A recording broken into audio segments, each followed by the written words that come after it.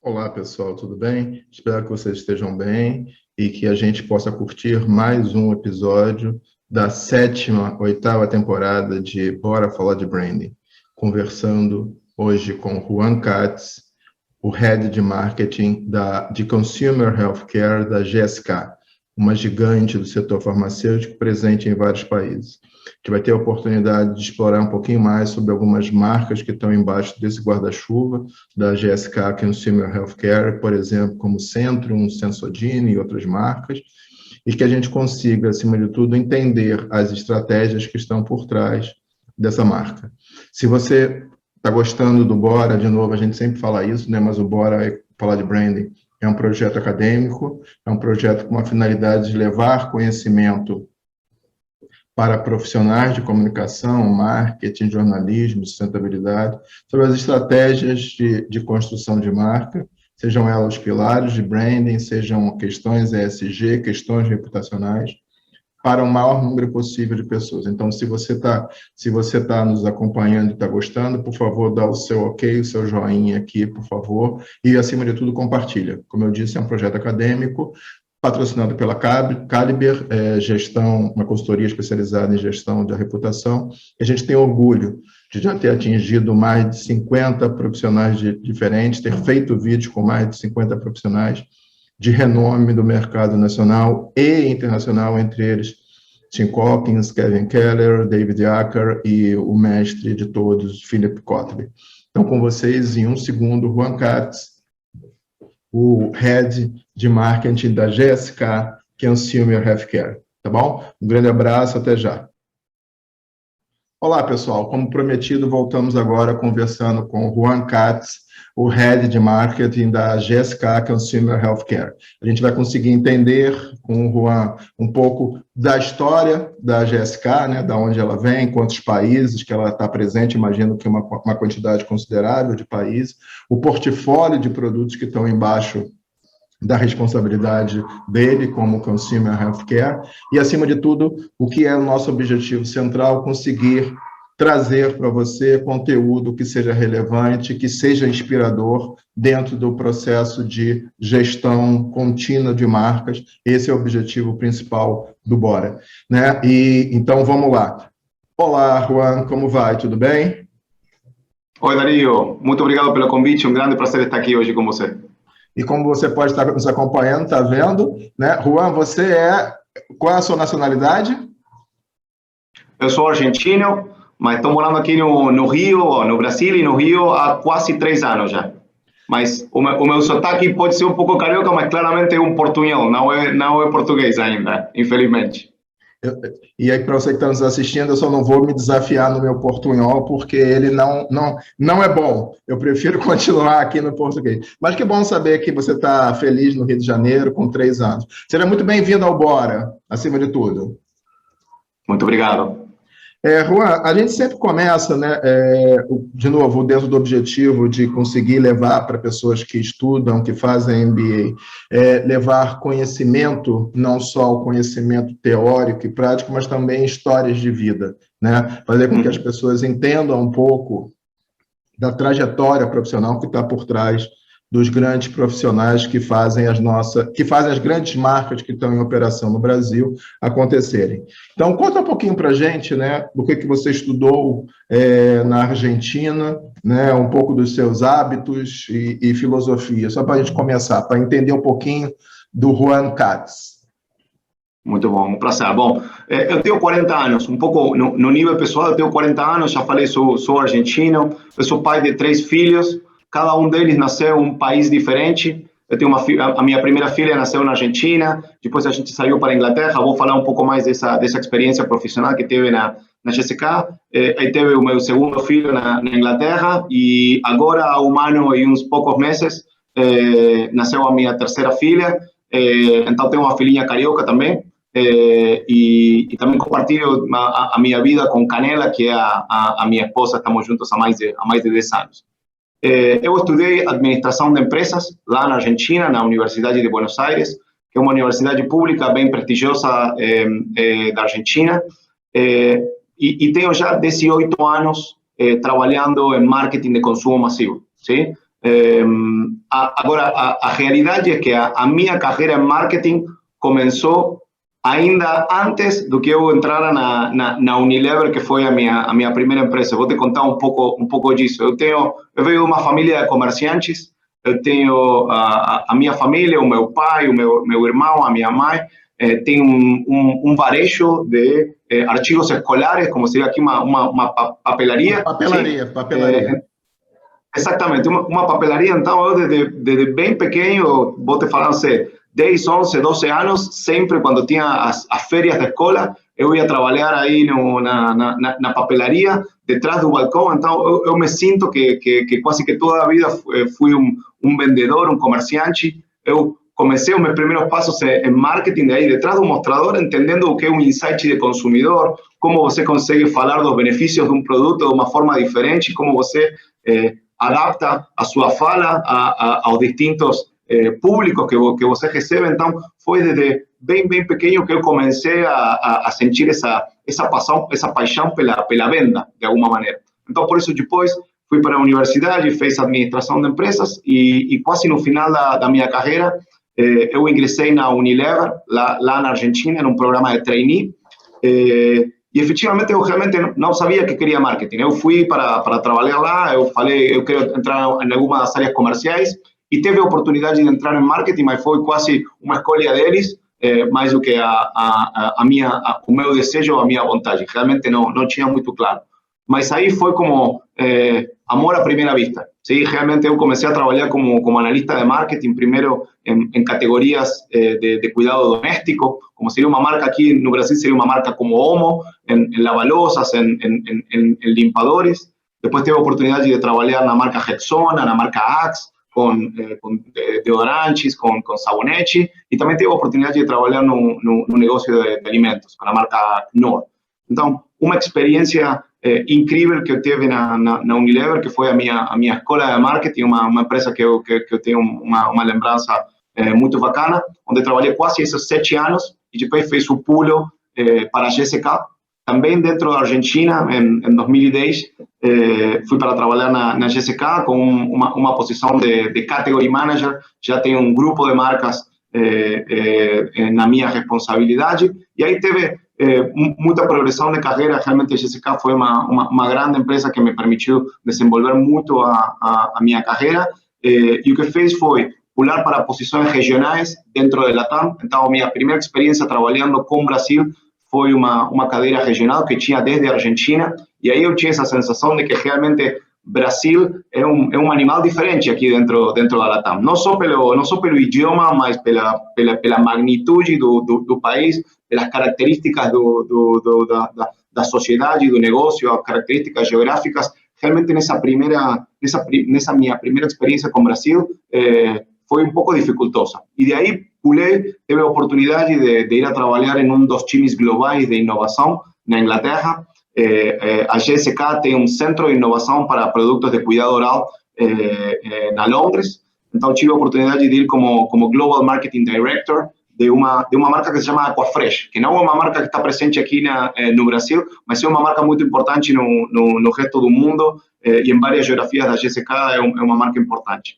E aí foi um redescobrimento do que era a tarefa de marketing. Eu já nesse momento tinha quase 10, 11 anos trabalhando em marketing de consumo massivo, acreditava que já sabia praticamente tudo de marketing, e ir a trabalhar em um time global, a desenvolver inovações para o mundo todo, realmente mudou a minha cabeça. Realmente senti que tinha muito mais para aprender, e foi um processo de desenvolvimento, tanto pessoal como profissional, muito bacana. Foram 3 anos lá na Inglaterra, incrível experiência, e em 2019 decidi voltar para a LATAM, já diretamente aqui no Brasil. Eu cheguei aqui para também fazer uma posição regional, e foi evoluindo até que finalmente teve a oportunidade de liderar todo o time de marketing local aqui de Brasil, que é a posição na que estou há um ano, e muito feliz. Eu sempre falo,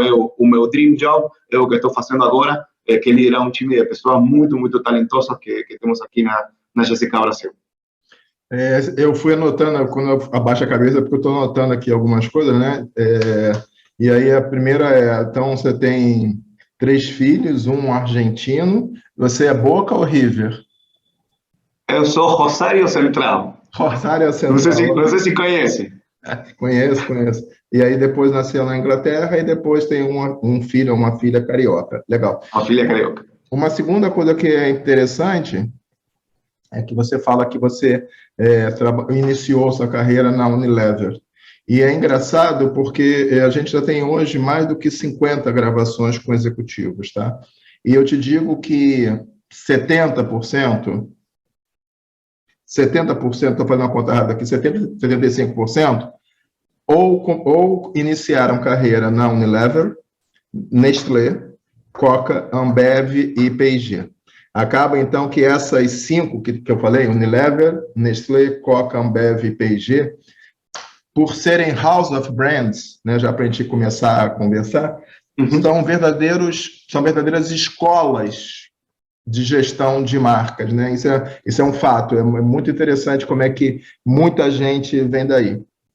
E o terceiro, que eu anotei aqui, né, que você falou que desde criança você trabalhava na papelaria do seu pai, né, da família. Eu tenho 3 coisas que eu gosto muito, que me atraem, engraçado isso. Uma é papelaria, livraria e jornaleiro. Alguma razão, as 3, assim, para mim é sempre, né, mágico entrar numa papelaria. Às vezes eu nem quero comprar nada, mas o olhar, o dispor da maneira como as coisas estão dispostas, seja um livro na livraria, seja uma revista num belo jornaleiro, né? São Paulo chama de banca de revista, no Rio a gente chama de jornaleiro. É sempre cativante para mim. Então, e legal que você fala que isso foi uma escola para você. Vamos agora pegar, então, um pouco mais, entrando aí já na brasilidade, né, no seu tempo de Brasil. Primeiro, eu queria que a gente conversasse um pouquinho assim. Eu conheço GSK, a minha memória me lembra que antes, em algum momento no tempo e no espaço, ela assinava como GlaxoSmithKline, né, que devem ser o nome dos fundadores, e, logicamente, num mundo que cada vez mais a gente tem mídias sociais e tudo é telegráfico, GSK é muito mais fácil de entender do que GlaxoSmithKline, principalmente no Brasil, né, é a mesma dificuldade que Procter & Gamble teve, porque metade da população não conseguiria falar. Mas, então, vamos lá. Quais são os pilares da marca GSK? E outra, qual é o país sede e, mais ou menos, em quantos países estão presentes? Beleza. Bom, sim, a GSK, o GlaxoSmithKline, é uma companhia multinacional farmacêutica que tem a sede na Londres. Sim, é uma companhia britânica, mas que opera em quase 100 países ao redor do mundo. Uma coisa importante é diferenciar que quando a gente fala da GSK, nós temos 3 grandes divisões de negócios. Sim? Por um lado, você tem a divisão de farma, que é a divisão onde tem produtos de prescrição, onde temos algumas linhas respiratórias, de HIV, oncológicas, ou seja, realmente o que é medicina pesada, importante, todo com prescrição. Depois temos a divisão de vacinas. A GSK é a companhia número 1 de vacinas no mundo. E por um outro lado tem a terceira divisão, que é a divisão de Consumer Healthcare, que são produtos isentos de prescrição, produtos de consumo orientados à saúde, que é efetivamente onde eu trabalho. São 3 divisões independentes que estamos unidas a um nível do CEO, da CEO, que fica lá na Londres, mas são 3 unidades de negócio independentes. Desculpa, no meu caso, eu trabalho... Desculpa te interromper. O Consumer Healthcare a gente pode traduzir como os produtos OTC, o over-the-counter.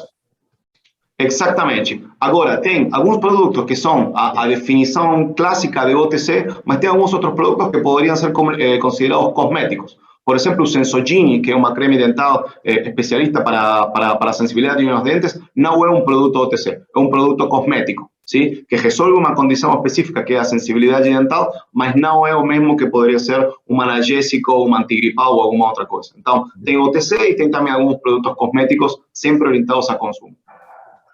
E agora, quando você fala da GSK, com as 3 unidades de negócio, né, é lógico, ainda mais nos tempos atuais em que a gente vive, que todo mundo pensa muito na questão das vacinas, né?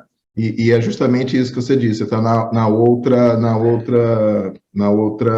outra divisão, em outra área de negócio acima de tudo. Legal. Como é que mas aí acabou que a gente não abordou, desculpa. Quais são os pilares da marca GSK? Eu te interrompi, desculpa. Sim, te ia falar primeiro. Então, o nosso propósito dentro deixa-me te fazer primeiro uma aclaração que acho que vai ser importante em quanto às divisões e eu prometo te vou falar também dos pilares. Uma das coisas que foi anunciada nós em 2019, fizemos um joint venture com a área de Consumer Healthcare da Pfizer. ¿Sí? Pfizer, que tem uma estrutura similar em quanto a uma grande farma com uma divisão de consumo.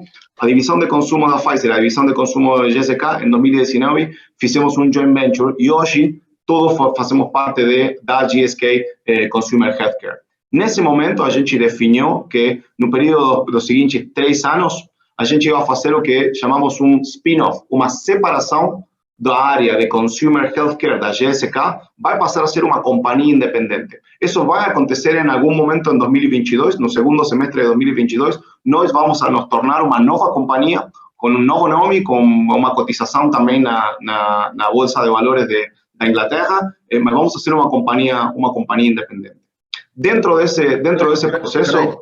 Desculpa, Juan, sim. Desculpa porque... Não, sem problemas. Então, eu não quero me esquecer de te falar dos pilares, então, por isso te... Não, imagina. Então, para você que está nos acompanhando, se você perdeu esse momento que o Juan falou agora, volta um pouquinho, né? Porque, de novo, o branding, ele está sempre ligado à estratégia do negócio, não dá para pensar de forma dissociada. E aí, quando ele diz para a gente que a área de healthcare da GSK se une com a área de healthcare da Pfizer, vão fazer um spin-off e vão lançar uma nova marca, tem aí por trás toda uma estratégia de negócio acoplada com uma estratégia de branding, que em algum momento eles vão lançar globalmente isso, né? É o famoso a conferir em 2022. Então, você que está nos acompanhando, já fica aí esse ponto aí de reflexão, de acompanhamento para o futuro. Desculpa, Juan. Isso. No, de hecho, para una futura entrevista vamos a hablar bien de ese tema cuando tengamos a grande revelación de cuál y cómo va a ser nuestra nueva compañía. Mas ya tengo algunas cosas como para te adelantar, por ejemplo, cuál va a ser el propósito de esa nueva compañía. El propósito de esa nueva compañía es entregar a mejor salud todos los días con humanidad. Y humanidad es uno de los puntos muy importantes que vamos a procurar na diferenciación de nuestra compañía. E os pilares que temos dentro da GSK e que vai nos continuar acompanhando na nova companhia são inovação, performance e confiança. ¿Sí? Esses 3 pilares, inovação é uma coisa muito importante, esses 3 pilares fazem parte da companhia da GSK como um todo, para as 3 divisões. Especificamente para o que é consumo, inovação é um dos principais drivers de crescimento nas nossas categorias. Eu tenho muito orgulho de falar que neste mesmo ano, em 2021, Brasil, dentro do que é o conjunto de países no que a GSK opera, estamos dentro do top 3 de mercados de vendas por inovação. Então, nós fizemos lançamentos no final de 2020 e em 2021 que fizeram ficar no topo da consideração da quantidade de ventas que estão vindo de novos produtos que lançamos no mercado. Quando falamos de novos produtos, são novas formulações, novos packagings, novos conceptos em quanto a claim, que a gente precisa de fazer como para atualizar e como para tentar chegar a novos consumidores, ¿sí? Después tenemos a cuestión de performance, que probablemente es una variable o un pilar un poco más interno, que tiene que ver que nós, como una compañía de saúde orientada para o consumo, realmente tenemos que garantir, o primero, ter un nivel de rentabilidade alto o superior a que é o resto das companhias de consumo, por exemplo, todas as que você, Darío, falou no começo na tua conversa. A nossa rentabilidade por o tipo de indústria na que a gente opera tem que ser maior. Mas ainda temos que manter níveis agressivos ou altos de crescimento em vendas e, por um outro lado, temos que garantir o que é a razão de ser de todos os marqueteiros, que é o ganho de market share. Participação de mercado é uma das nossas grandes KPIs, uma das variáveis que a gente olha dia a dia, semana a semana, mês a mês, e isso tem que ver com o nosso pilar de performance que realmente a gente tenta tomar muito a sério. E por um outro lado temos confiança, ¿sí? Que quando você fala de novo de produtos vinculados à saúde, um dos drivers principais, um requisito absoluto que o consumidor pede para as companhias de saúde é a confiança nos produtos. A confiança tem que ver com a qualidade da nossa matéria-prima, a qualidade dos nossos processos produtivos, a qualidade da nossa comunicação em quanto a não ser em nenhum momento engañosos e claramente comunicar quais são os benefícios que nossos produtos vão oferecer, e tudo isso gera um halo e um posicionamento de confiança, que é uma das características principais que nossos consumidores utilizam no momento de escolher um produto na gôndola, na prateleira. Inovação, performance e confiança, os pilares da marca. O novo nome não está divulgado ainda não, correto? Não, nem eu sei qual vai ser. Ok, claro, imagino. Como é que vocês trabalham? Porque, assim, você tem o ponto de venda, né, pensando já como estratégia de desdobramento de branding. Você tem os canais digitais, você tem o ponto de venda, que você tem que estar forte no ponto de venda. Eu não sei se você tem alguma ação com representantes médicos, não, porque não é o caso do seu produto, mas com os grandes varejistas também, porque você está também dentro de mercados, dentro de coisa, né? Como é que vocês equilibram ou definem essa estratégia? Eu sou mais digital ou ainda sou muito offline? Como é que vocês trabalham essa questão, por favor, dentro da estratégia maior de branding aqui no Brasil?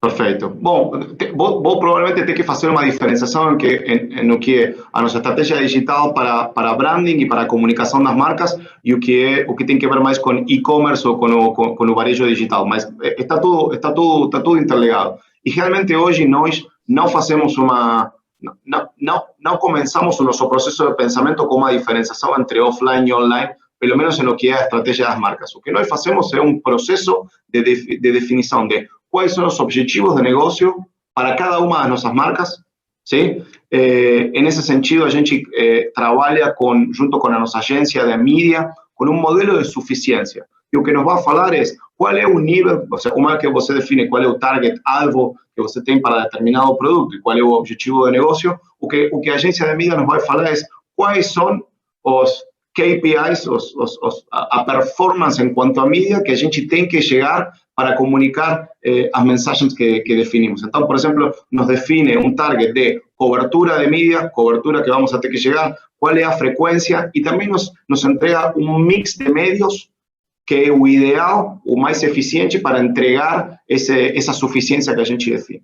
Nesse caso, a gente tem, eu não posso te falar exatamente, não posso revelar exatamente a porcentagem, mas nós temos uma porcentagem muito, muito alta de investimento em meios digitais. ¿Sí? Cercana aos 50% está o nosso investimento em meios digitais. Agora, a gente trabalha e planeja em conjunto o que são os meios offline e online. Por exemplo, quando a gente trabalha na jornada de consumidor e o nosso principal objetivo, que tem que ver com a parte de awareness, de gerar conhecimento da marca, a gente trabalha e planeja em conjunto o que é a nossa pauta offline, ¿sí? En TV, por exemplo, e a nossa pauta de vídeo, que é online. Isso opera de uma forma igual. E depois temos parcerias, tanto com Google quanto com Facebook, que são os nossos dois grandes parceiros digitais, onde definimos depois qual é a nossa estratégia de search, qual é a nossa estratégia de mídia, de redes sociais, como para gerar maior engajamento. Então, em cada uma dessas etapas da jornada do consumidor, onde você tem basicamente o awareness, o engajamento e a compra, trabalhamos de uma forma diferente. Enquanto que a última etapa do funnel, que é a compra, a gente hoje, no Brasil e no segmento de saúde, vou te falar que, em promedio, o nível de e-commerce está por conta do 5% das nossas vendas. ¿Sí? Entre un 3 y un 5% de nuestras ventas, dependiendo de las categorías. Entonces, es algo ainda relativamente pequeño, ¿sí? Mas muito, muito importante, onde temos que trabalhar, primeiro, tanto com nossos parceiros de e-commerce. Nós não trabalhamos com e-commerce próprios da GSK, mas trabalhamos com os nossos clientes. Essa era a pergunta que eu ia fazer agora. Essa era a pergunta que eu ia fazer. Se eu podia comprar direto de vocês, por exemplo, o Centrum, não. Na realidade, você trabalha dentro da plataforma dos grandes e-commerces, né? Exatamente. Então, a gente trabalha, primeiro, a realização da venda é através dos e-commerce dos nossos clientes e parceiros. Mas nós trabalhamos no final dessa jornada de consumidor como para fazer a comunicação que leve para os sites desses parceiros de e-commerce como para conseguir concretar a venda. Então, está bem interligada a nossa estratégia desde o primeiro momento da jornada de consumidor até o momento da compra, de como conseguimos fazer isso via os meios digitais. Acabou que eu cometi um erro e eu não te perguntei, principalmente para quem está nos acompanhando, né? Fala para a gente, por exemplo, 4, 5 grandes marcas, né, de conhecimento público, né, que estejam indo debaixo do seu guarda-chuva. Por exemplo, Centrum, por exemplo, Sensodyne, que mais? Que outras marcas? Ok. Vos te dividir por categorías. Nós temos uma categoria de cuidado oral, de cuidado bucal, onde as principais marcas são Sensodyne, que é uma crema para sensibilidade nos dentes, e temos Corega, que é um adesivo e um limpador para próteses dentais. Corega é a marca número 1 no mundo em cuidado de próteses dentais, e vou te falar que é um produto importantíssimo e que tem uma chegada e um rol muito importante aqui no Brasil e no mundo. Depois temos um portfólio de o que a gente chama de saúde gastrointestinal, onde temos a nossa principal marca na GSK, que é Eno, ¿sí? Um antiácido bem conhecido por todo o mundo, e também temos Sonrisal, ¿sí? Que é a segunda maior marca de analgésicos. Então, a gente tem o número 1 e o número 2 nesse caso. Temos o nosso portfólio de vitaminas, minerais y suplementos, donde Centrum también es la marca número 1 no mundo en multivitaminas y es la marca número 1 en Brasil también. Y tenemos ahí dentro también de esa misma categoría Caltrate, que es un suplemento de calcio, y Stress Tabs, que es otra marca de multivitaminas. Y por el otro lado tenemos un portafolio de analgésicos, donde tenemos Agivil, que es otra de las marcas que a gente trouxe da Pfizer, o que veio dentro de ese joint venture, y también tenemos a marca Cataflam, ¿sí? Un analgésico tópico que es realmente también muy importante. Esas son nuestras principales marcas. Como você vê, eu também considero a GSK uma house of brands.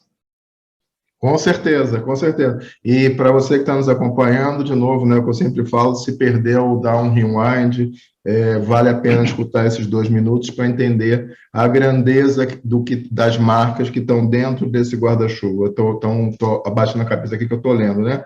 Sensodyne, Corega, lembrando que Corega, por exemplo, é uma marca que eu acho que está presente no mercado brasileiro há mais de 40 anos, eu conheço ela há muito tempo, né? Sensodyne, Corega, Eno, Sonrisal, marcas hiper conhecidas, Centrum, não precisa dizer, né? Vendida pelo mundo, e antigamente, né, nas viagens para os Estados Unidos, todo mundo trazia o Centrum, e hoje você tem Centrum de qualidade aqui no Brasil, né? Stress Tabs, Advil e Cataflam.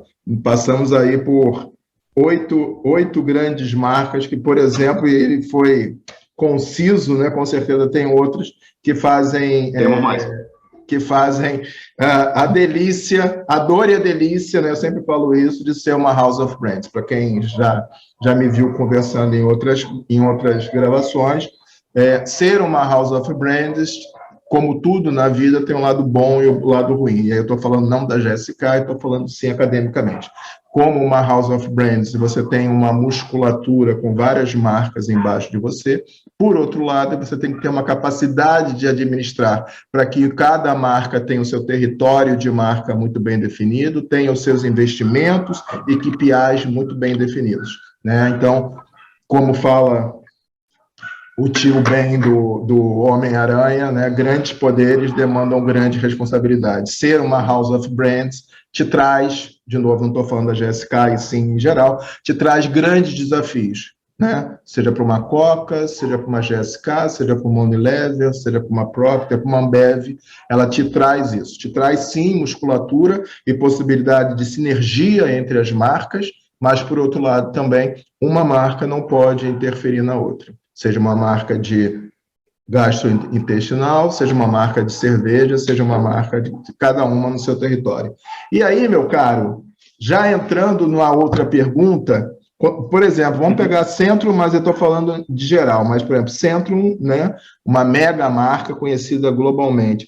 As estratégias e aí, em geral, né, as estratégias de branding do exterior são trazidas para o Brasil, ou o Brasil, por ser um dos principais mercados, como você falou, está dentro do top 3 da GSK, tem a liberdade de falar. Estou falando assim, estou pensando aqui, né? Centrum, eu não sei qual é a assinatura dele global, se essa assinatura também é a mesma aqui, o mesmo tom de voz, ou não, para o Brasil, a gente precisa adaptar, sim, para o código cultural do brasileiro, que é natural. Só queria entender como é que funciona o global e o local. Perfeito. E não tenho uma resposta única para essa pergunta, que é muito boa, porque realmente temos estratégias diferentes para diferentes marcas. Então, a GSK tem times globais para algumas das nossas marcas e algumas outras das nossas marcas são geridas de um jeito regional ou local. Dentro do nosso portfólio, temos todos esses exemplos. Por exemplo, o Centrum, que é o exemplo que você deu, é uma marca onde a gente tem um time global que se encarga do posicionamento da marca e da definição do que a gente chama o Enduring Creative Idea. Sim? Então, o que vai ser a assinatura, a imagem da marca e o posicionamento é trabalhado e definido globalmente. Mas eu pessoalmente faço parte de um time global de alguns dos mercados que se sentam nessa mesa global para definir estas questões. Então, é um time global com participação de alguns mercados, neste caso, Brasil está considerado dentro desses mercados. Agora, essa é a definição de algumas ferramentas de posicionamento. Depois, o que é inovação, as nossas fórmulas estão definidas e desenvolvidas especificamente para o mercado brasileiro. Sim? Então, em inovação, nós temos essa liberdade de definir efetivamente o que a gente quer fazer e muitas vezes a gente toma essa ferramenta de posicionamento e define qual vai ser a comunicação e normalmente todas as nossas últimas campanhas que tivemos aqui no Brasil foram filmadas, produzidas e desenhadas aqui no Brasil. Sim? Então, mesmo numa marca global, a gente tem bastante liberdade como para fazer essas coisas. No caso de Eno, por exemplo, a gente é uma marca que gere localmente, que temos uma liberdade absoluta para definir posicionamento, ideia criativa, inovação e execução. 100% gerida aqui localmente. E depois temos provavelmente o que seria o outro extremo, onde é uma marca como Sensogeni, que é uma marca que tem uma consistência no nível global incrível, um modelo de negócio que vem funcionando muito, muito bem na grande maioria dos países. Então, a gente realmente está muito, muito alinhado com o que é a estratégia de comunicação e de inovação global. Agora, por exemplo, acabamos há 3 semanas atrás, lançamos uma nova campanha completamente diferente de Sensogeni, que é uma campanha global, onde se utilizam diferentes vinhetas com diferentes tipos de comida ou momentos que você estaria se perdendo por conta dos dentes sensíveis. O que a gente fez, por exemplo, é adaptar essa comunicação global colocando quais eram as comidas, as bebidas específicas do Brasil que fariam. Sim? Aqui você não consegue falar de uma bebida gelada sem falar da cerveja. Aqui, uma das coisas que eu descobri aqui no Brasil é que há uma paixão pelo gelo. Você onde vai não consegue conseguir uma bebida que não esteja gelada ao ponto de congelamento. É maravilhoso, eu adoro. Então, essas são insights que a gente pega localmente, leva para global e a gente adapta e desenvolve coisas específicas que tem que ver com o Brasil. Essa sua observação de um código cultural nosso brasileiro, realmente a gente... Até porque tem momentos que a gente chega a 40 graus à sombra, né? Então a gente tem essa predileção cultural por coisas hipergeladas, o que a gente não vê em outros países, o que é natural. Se a gente for, por exemplo, eu já fui no seu país, né? Eu já fui na sua cidade, que é Buenos Aires, não é desta forma, e também não precisa ser, porque a temperatura é muito mais amena. Aliás, é uma belíssima viagem para quem não conhece. O famoso vale a pena conhecer, que é Buenos Aires, é uma cidade encantadora. Obrigado. Nada, imagina. E aí aproveitem e vejam o jogo do Rosário Central, né? Isso eu não vi. Eu fui no campo do Boca, fui no campo do River, eu não conheço o campo do Rosário Central, conheço o time. É bem bonito, vamos programar para ir juntos aí. Tá bom. Me diz uma coisa, você estava falando sobre o Sensogeni e eu fiquei pensando aqui, e aí, desculpa, essa pergunta não está no nosso roteiro, mas ela deve ser simples, ela não é complexa, nem é pegadinha. Tom de voz, né? Porque Sensodyne está dentro de um segmento de que ela precisa ter um tom de voz mais de especialista, né? De alguém que faz uma recomendação. Se você tem sei lá como é que eu chamo, essa sensibilidade no dente, médicos recomendam, dentistas recomendam, ou é recomendado você usar Sensodyne. Então, ela tem uma comunicação muito mais, pelo menos eu acho, né, contida, e não quer dizer ruim ou tímida, mas muito mais no sentido de ser uma especialista. Ela não fala, olá, como vai? Não vai fazer gírias, ela vai acima de tudo isso. Mas eu fiquei com curiosidade, de Centrum. Qual é o tom de voz de Centrum? Uhum. Déjame, primero te quiero comentar porque você esteve spot on con el comentario de Sensodyne. Y efectivamente, a campaña que eu te falei que você agora deveria estar assistindo na TV, ou se não, pode ir procurar também no YouTube. Esta nova campanha dos momentos é efectivamente uma mudança do tom de voz de Sensodyne, disso que você me falou, que é um tom de autoridade, objetividade e racionalidade, muito puxado pela presença e o protagonismo do dentista na nossa comunicação. Mudar hacia um tom de voz mais relaxado, mais leve, que tem que ver com o aproveitamento das situações que você perderia no caso de estar experimentando sensibilidade dental. E isso é uma mudança de tom de voz que tem que ver com uma estratégia. Tem que ver com tentar atingir a um target mais ampliado, ¿sí? Onde provavelmente a sensibilidade nos dentes não seja uma grande preocupação, e onde você precisa uma mensagem um pouco mais leve, com um tom de voz diferente, como para se sentir representado por essa marca. Você não quer, necessariamente, não todo mundo quer uma autoridade, um dentista te falando efetivamente isso, mas nesse caso precisa uma mudança de tom de voz. Por isso o exemplo que você trouxe de Sensodyne é exatamente uma mudança que neste preciso momento está acontecendo na marca. No caso de Centrum, já o ponto de partida tem uma mistura onde o tom de voz é também mais, te falaria que é um tom de voz mais leve e otimista.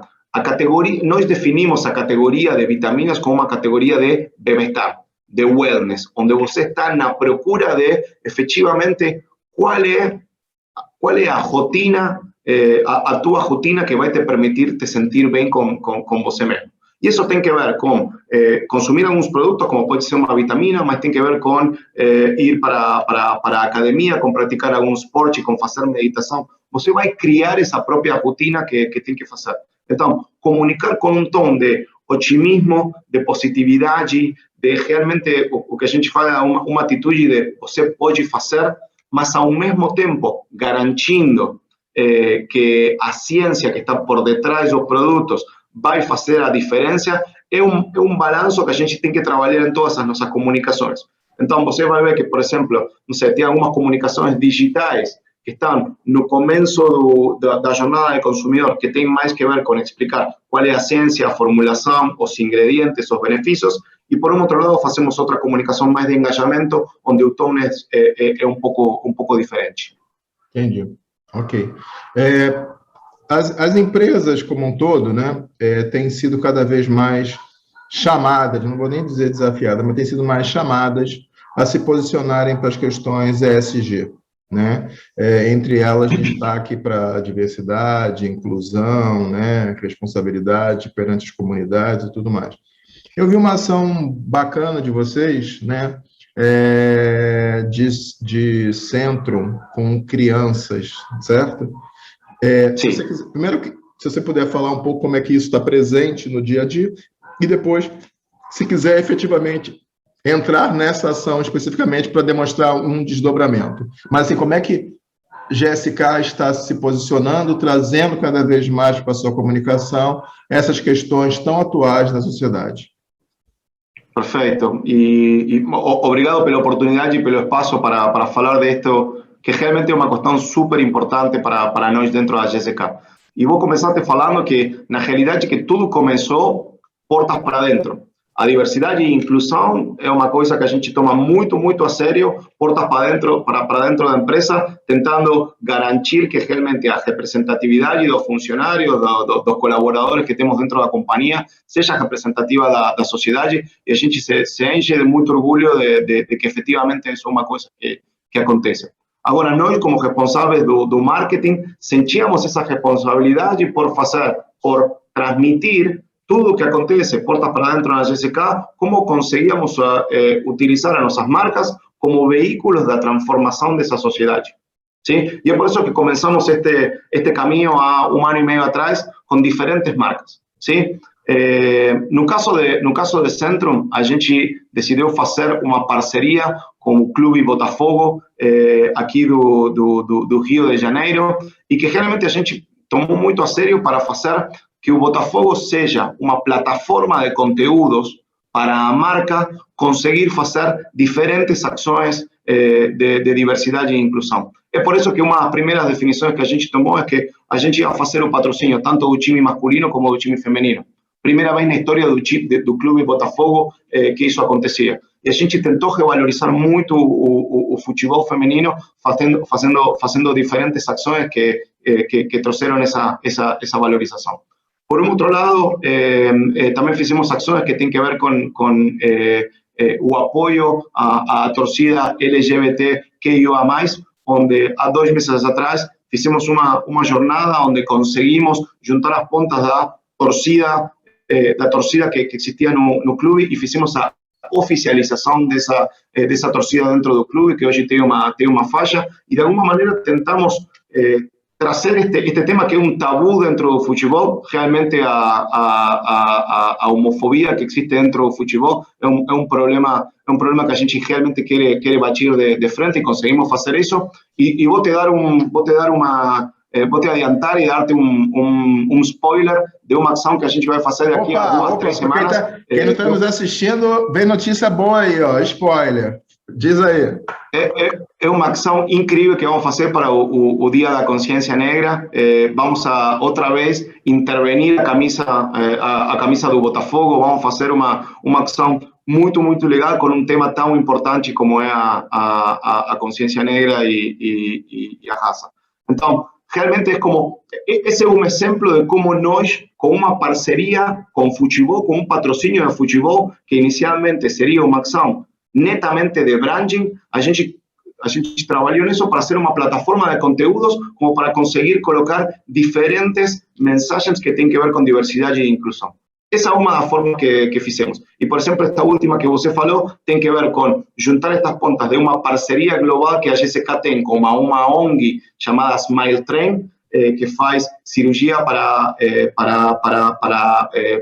as pessoas que nascem com uma fissura labiopalatina. A gente trabalha com esta ONG, e o que fizemos foi levar a muitas das crianças que fazem parte dessa ONG a ter uma experiência pela primeira vez num clube profissional de futebol, que eles conheçam o estado, que elas tenham a possibilidade de interagir com alguns dos jogadores, e foi uma ação incrível que a gente fez. Agora, não só isso, também fazemos diferentes ações. Por exemplo, a gente também está agora rodando uma ação bem bacana de Eno, junto com a Gretchen. Sim? A cantora Gretchen tem um chatbot. A gente fez também uma parceria com o Facebook, e a nossa agência de comunicação, que é a Publicis. Fizemos um trabalho em conjunto para criar uma nova campanha junto com Eno e a Gretchen, que se chama Nenhuma CIA Vai Parar a Gente. Então, está focada de alguma maneira... Desculpa, não entendi. Nenhuma CIA vai parar a gente. Nenhuma CIA vai parar a gente. Então, é conectar um pouco e rebater esses comentários que a gente fala, esses comentários que dão a CIA, que tem que ver com ageísmo, com homofobia, e efetivamente o que criamos é este chatbot, onde você coloca uma mensagem para a Gretchen, fala um pouco com Gretchen de qual é a tua problemática, qual é o comentário que alguém te está fazendo que te causa CIA, e a Gretchen te retorna com um vídeo muito, muito engraçado, com muito humor dela, para você conseguir responder essa pessoa chata para fazer.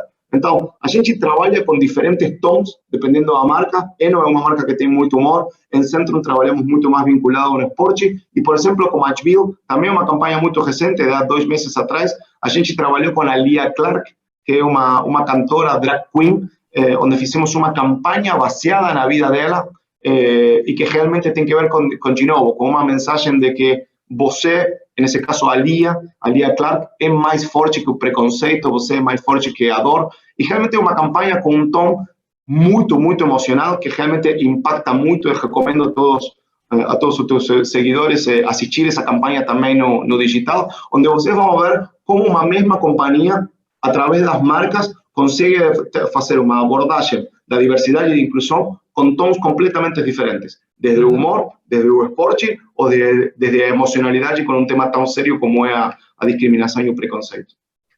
Muito, muito interessante. As ações e principalmente a originalidade das ações, né? Ou seja, não estão sendo um Me Too, não estão simplesmente fazendo mais do mesmo, e sim usando, junto com a agência que você falou aí, a Publicis, fazendo uma comunicação inovadora e de qualidade. Meu querido, estamos quase caminhando para o final. Uma pergunta é que, assim, de novo, se eu pegar... você... Com essa abrangência das suas marcas, né, diferentes áreas, cuidado, gastro, vitaminas, né, você fala com... O teu ecossistema de públicos é muito grande. Então, por exemplo, o Centrum, além de falar comigo, que compro o Centrum, ele pode falar com o personal, que pode indicar ou não para as pessoas tomar Centrum, ele pode falar com a nutricionista, que pode recomendar como uma complementação, né, natural, e por aí vai. Cada marca... Como é que vocês planejam, criam, gerenciam essa comunicação 360, não somente com o seu público-alvo, consumidor final, mas com todos esses influenciadores, por exemplo, desse caso de Centrum, por exemplo, mas serve para todos. Como é que vocês trabalham essa comunicação 360? Sim, é um super bom ponto. Eu vou te responder com a categoria onde a gente tem realmente uma estratégia mais similar, mais parecida ao que é a Pharma, que é a nossa categoria de cuidado oral. Efetivamente, dentro do que é Sensodyne e Corega, nós temos um time de visitação médica. Por quê? Porque o principal driver de prova ou experimentação de produto, tanto para Sensodyne quanto para Corega, é a recomendação do dentista. Se eu tiver que escolher como vou conseguir que uma pessoa que hoje padece de sensibilidade nos dentes, ou que está no processo de colocação de uma prótese dental, como vou conseguir que ele experimente o produto pela primeira vez, é com a recomendação do dentista. Sim? Então, por isso que a gente tem um time muito grande de visitação e faz muita parceria com os dentistas, porque são um canal de comunicação e de recomendação super importante para a estratégia das nossas marcas. Então, o que fazemos? Primeiro, o que tem que ver com um pouco o que você falou e que você conhece da Pharma, que é um modelo de visita tradicional, um modelo de visita na consulta do dentista. Temos um time de visitação remota que nos permitiu expandir geograficamente a visita. Então, fazemos um pouco dessa mistura de visitação face-to-face, também de uma visitação remota. E a gente trabalha também muito com canais digitais. Este ano, lançamos pela primeira vez um website específico e somente dirigido para profissionais da saúde, para dentistas, onde estamos gerando conteúdo específico que a gente tenha a um nível global. Fazemos webinars específicas, a gente trabalha com um nível de engajamento com os dentistas que nos permitam ter essa parceria e ser os número um em recomendação, que é efetivamente uma das grandes coisas que a gente tem. Então, trabalhamos muito, muito perto com os dentistas para trazer essa recomendação. Pelo momento está dando muito certo e realmente isso faz parte, está dentro do meu escopo, e para cuidado oral a gente trabalha muito com isso. Ok. Juan, estamos agora a última pergunta, né? Desde já eu agradeço muito a sua atenção, agradeço você ter trazido para a gente conseguir debater, né, essa grandiosidade do que as marcas que compõem a grande marca GSK. E eu queria terminar, assim como a gente faz sempre no início, né, no término também uma pergunta que ela é meio que figurinha carimbada já. Não sei se você entende essa expressão, figurinha carimbada, ela está sempre presente, é um pattern, né, um padrão, que é, dentro desse mundo que está cada vez com uma mudança, uma aceleração do processo de mudança, né? Tremenda, né? O Kotler tem o Marketing 5.0, que ele diz que realidade virtual, realidade aumentada, assistente virtual, inteligência artificial vão mudar tudo que a gente concebe sobre marketing, né? Mas também tem as mudanças sociais, as expectativas das pessoas e tudo mais. Qual a recomendação, qual o conselho que você dá para uma pessoa, 25 anos, você deve ter na sua equipe pessoas dessa faixa etária, para alguém de 25, 30 anos que quer fazer uma carreira em marketing, né? Você que traz na veia, podia trazer tatuado, né? Podia botar no braço tatuado, né? De marketing, assim. né? Por causa da sua história de vida, mas que recomendação você dá para essa pessoa que quer fazer a sua carreira em marketing? Uhum. Bom, eu acho que um pouco o que você falou foi uma muito boa introdução em quanto a as tendências mudam o tempo todo. Quando eu comecei na minha carreira, o mundo digital era bem incipiente. ¿Sí? Realmente, como te falo, nesse momento a discussão era estar ou não em digital. Tínhamos níveis de investimento de 1%, 2%, esse ponto de partida, muitas das coisas que você mencionou, as tendências vão mudar o tempo todo. O que nunca mudou é o foco no consumidor. E isso fez parte dessa escola que falamos, desse tipo de companhias que realmente são consumer-centric, que é, em definitiva, quando você tira todas essas tendências, esse ruído, essa tecnologia, em definitiva, você tem um produto e um consumidor que vai experimentar. Você pode enganar um consumidor uma vez, mas nunca duas vezes. Então, realmente, conhecer em profundidade os insights, as motivações desses consumidores é o que vai fazer a diferença na hora de desenhar ou desenvolver os produtos e os serviços. Então, é como você tem que realmente tirar muito desse ruído e dessa bagunça e entender efetivamente qual é a necessidade que você vai resolver e de que forma você vai se posicionar em frente desse consumidor. Eu sei que é uma fala muito simples, um pouco básica, mas em definitiva é o que termina sendo um fator de sucesso importantíssimo. E todas as grandes marcas que eu vejo com sucesso têm muito claro o que querem oferecer para os consumidores. Não, eu não acho que seja uma resposta simples, não, pelo contrário. Aliás, primeiro, né, eu acho que a gente vive num momento do mundo que menos é mais, ou seja, respostas simples caem bem. Mas eu não acho que ela é uma resposta simplista, eu acho que ela é uma resposta muito bem elaborada, porque eu ia brincar, você estava observando, até rir, né, porque se você com 40 anos, quando você começou, o digital era 2 ou 3%, eu que tenho 50 e poucos, quando eu comecei, o digital nem existia, né? Eram outras... Você podia ter... Você tinha vários desafios, né? Só para respeitar tempo e época, você tinha vários desafios, mas até para quem está nos acompanhando, se você quiser, assiste a conversa que eu tive com a Ana De Casti, que é a diretora de marketing do Rock in Rio, ela fala sobre isso.